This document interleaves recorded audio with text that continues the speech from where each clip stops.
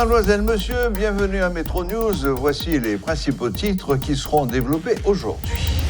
Le gouvernement a annoncé la reprise de la distribution des produits pétroliers dans les pompes à essence pour ce samedi 12 novembre. Néanmoins, des citoyens de la capitale pensent que le problème ne sera pas résolu si les nouveaux tarifs sont maintenus.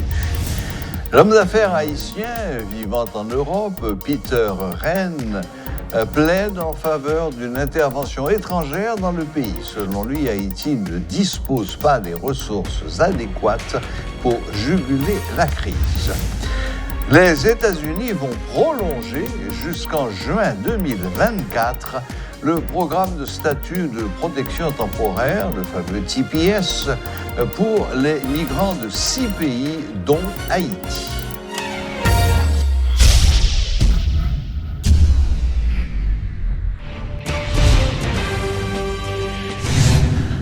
Le titulaire du ministère de la Justice et de la Sécurité publique, maître Berton Dorsey, vient de remettre sa démission ce vendredi 11 novembre selon une source du ministère qui n'a pas évoqué les raisons de son départ. Mais avant son départ, il a signé une correspondance mettant en disponibilité le commissaire du gouvernement de Port-au-Prince, maître Jacques Lafontan, pour fautes administratives dont des actes de corruption, de malversation et d'abus d'autorité. Le chef du parquet de la juridiction d'Écailles, Ronald Richmond, remplacera maître Lafontan, a précisé notre source qui a requis l'anonymat. A rappelé que des informations font croire que maître Dorsey serait sur une liste comprenant des membres du gouvernement sanctionnés par l'administration américaine dans le cadre des sanctions prises à l'encontre de personnalités ayant des relations avec des gangs ou qui les financent. Des citoyens de la capitale sont sceptiques quant à la distribution ordonnée du carburant prévue le 12 novembre prochain par le gouvernement, mais jugent correcte la décision d'alimenter d'abord les pompes à essence. S'interrogeant sur quels prix seront affichés, ils pensent que la crise est loin d'être résolue si le gouvernement décide d'appliquer les nouveaux tarifs. Ils sont nombreux à déplorer la situation chaotique dans laquelle le pays est plongé depuis plusieurs mois à cause de l'indisponibilité des produits pétroliers dans les stations-service. Suivez ce micro-trottoir de Richie Fortuné.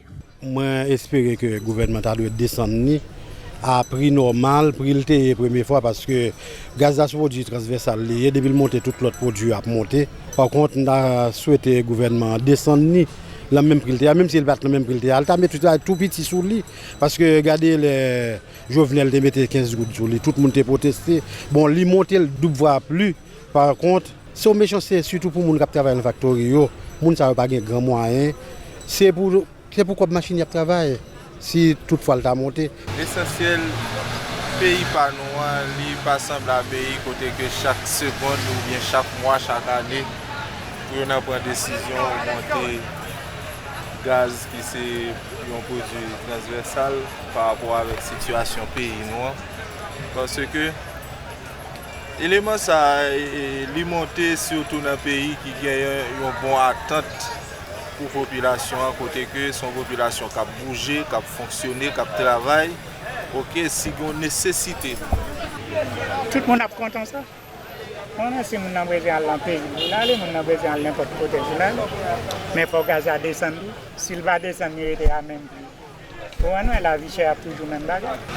Comme l'autre souvent dit ça chaque semaine, nous dit l'autre semaine à bien, l'autre semaine à bien. Au côté matin, on dégage, c'est 2000 dans le marché, 2000 de bien.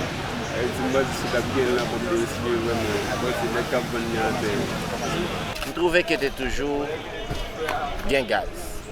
Mais c'est une très bonne stratégie pour le gouvernement de faire nous accepter pour y a gens qui veulent là. Quand il y a, nous venons accepter pour y a beaucoup plus haut que ça où veut mettre là. Quand il y a les vingers, quand il y a paraître comme papa bon cœur, vient faire nous paraître comme si nous étions soif. Et leur soif, ou pas qu'à encore, c'est obligé de désaltérer, ou obligé de boire, soit une jeune même s'il a repris. Donc, nous obligés à accepter. Mais c'est comme ça, on comprend que l'État choisit faire citoyen, l'État pays choisit faire citoyen, accepter une volonté manifeste qu'il te gagne pour te faire valer un bagage qui n'est pas bon pour lui. L'homme d'affaires d'origine haïtienne, Peter Rehn, qui réside en Europe, estime qu'une intervention étrangère pour rétablir l'ordre en Haïti est nécessaire. Selon lui, cette solution s'impose et il est inutile de se voiler la face en employant des arguments nationalistes. Suivons l'analyse de l'homme d'affaires qui était invité ce vendredi à la rubrique Le Point. Imagine-toi qu'en 2004, je vois qu'on a déjà eu une intervention. Donc, ça veut dire que tous les 10-15 ans, il faudrait une intervention en Haïti pour que les gens puissent vivre. Je pense que dans la situation qu'Haïti est actuellement, une intervention me paraît nécessaire. Il ne faut pas se mentir. La police qu'on a aujourd'hui n'a pas la capacité de pouvoir y faire face. L'armée n'est pas équipée. Donc, il faut une aide étrangère. Mais cette aide doit être limitée, mais l'aide ne doit pas juste accompagner d'une aide militaire. Parce que les mêmes causes vont reproduire les mêmes choses. Dans la même chose, s'il n'y a pas un vrai plan de développement économique, un vrai plan Marshall comme on a eu après la Deuxième Guerre mondiale, s'il n'y a pas un vrai plan Marshall pour Haïti, je ne vois pas à quoi ça sert. Parce que venir à Haïti, on va mettre fin à l'état de siège, parce qu'aujourd'hui Haïti est devenue une prison à ciel ouvert. Soyons clairs. On n'a pas de liberté de déplacer, on n'a pas de liberté de faire sauver, donc c'est une prison à ciel ouvert. S'il n'y a pas un vrai accompagnement économique et développement, je pense que c'est comme on dit en Haïti, où la main aussi est à terre. Donc oui, pour une intervention, parce que malgré ça fait mal, parce que nous sommes quand même le premier pays noir au monde à acquis notre indépendance, ça fait mal, mais aujourd'hui, on n'a pas le choix parce que nos élites ont échoué. Ils ont voulu chacun armer des jeunes garçons pour leur propre intérêt. Aujourd'hui, les jeunes les échappent, ils n'ont plus le contrôle, ils ont plus leur dépendance, on ne peut plus récupérer tous les armes qui sécurent. Et donc, oui, cette intervention, je pense qu'il est nécessaire. Mais il est nécessaire s'il y a une vraie politique de développement économique. Si c'est juste pour faire comme on a fait en 2004 ou bien même avant en 1994, ça ne changera rien au problème. Ce ne sera pas la peine. Le syndicat national des policiers haïtiens, SINAPOA, réclame du gouvernement un salaire mensuel de l'ordre de 50 000 gourdes. Une demande justifiée en raison de l'augmentation des prix des produits pétroliers à la pompe et de l'inflation, estiment les syndicalistes. Dans une note de presse publiée jeudi, cette structure syndicale demande également une carte de débit d'un montant de 30 000 gourdes. Le SINAPOA juge inadmissible que le salaire d'un policier reste stable alors que les prix des produits de première nécessité ne cessent d'augmenter. Les États-Unis vont prolonger jusqu'en juin 2024 le programme de statut de protection temporaire, TPS, pour les migrants de 6 pays, dont Haïti, rapporte l'agence Reuters. Les autres pays concernés sont le Salvador, le Nicaragua, le Soudan, le Honduras et le Népal. Le statut de protection temporaire est accordé aux personnes de pays où il existe des problèmes d'insécurité, ce qui empêche les expulsions. Dossier choléra. 8 départements sont désormais touchés par la résurgence de la maladie. L'Artibonite, le centre, la Grande-Anse, les Nippes, le nord-est, l'ouest, le sud et le sud-est ont de nombreux cas suspects selon le dernier bilan de la Direction d'épidémiologie, des laboratoires et de la recherche du ministère de la Santé. Le 7 novembre dernier, le total des cas confirmés depuis le 3 octobre s'élevait à 680, une augmentation de 6%, et le nombre de décès à 139, soit 6 de plus en 24 heures.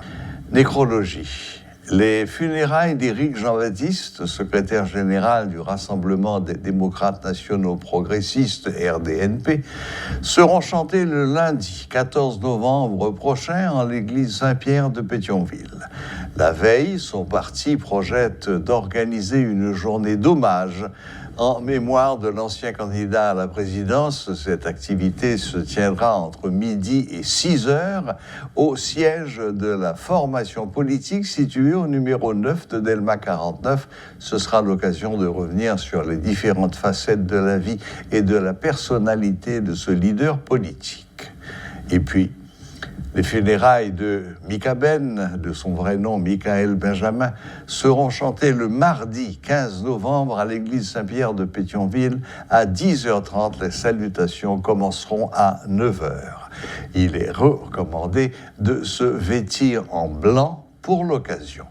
La famille remercie tous ceux qui ont rendu hommage au chanteur mort sur scène le samedi 15 octobre dernier à Bercy, à Paris.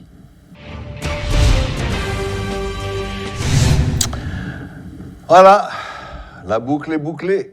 Merci de nous rester fidèles. Très bon week-end à toutes et à tous et à la prochaine. Même heure, même chaîne.